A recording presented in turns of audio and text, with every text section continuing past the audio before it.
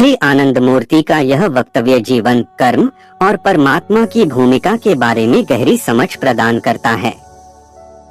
उनका कहना है कि हमारे जीवन में जो कुछ भी होता है वह परमात्मा की योजना के अनुसार होता है, लेकिन इसका यह मतलब नहीं है कि हम पूरी तरह से निष्क्रिय हों। हम जो भी कर्म करते हैं वह हमें परमात्मा की दी हुई शक्ति से ही संभव होता है।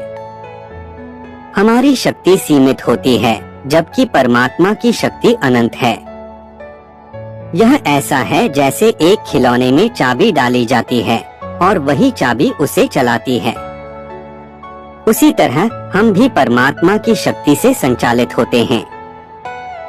हमें यह समझने की आवश्यकता है कि हमारी इच्छाएं और कर्म परमात्मा की इच्छा के अनुरूप ही चलते हैं, लेकिन हम इसे अपनी स्वतंत्र इच्छा के रूप में अनुभव करते हैं। श्री आनंद मूर्ति के अनुसार जब एक साधक की इच्छा परमात्मा की इच्छा से मेल खा जाती है तो वह पूरी होती है। इसका मतलब यह है कि जब हम अपनी इच्छाओं और कर्मों को परमात्मा के साथ जोड़ते हैं तो हमें पूर्ण संतुष्टि और सफलता मिलती है। तो यह विचार हमें यह सिखाता है कि कर्म की चेष्टा और परमात्मा की योजना दोनों ही महत्वपूर्ण हैं। हमारी भूमिका यह है कि हम अपनी सीमित शक्ति से कर्म करें, लेकिन यह समझें कि वह शक्ति परमात्मा से ही आई है और उनका मार्गदर्शन ही हमारे जीवन को सही दिशा में ले जाता है।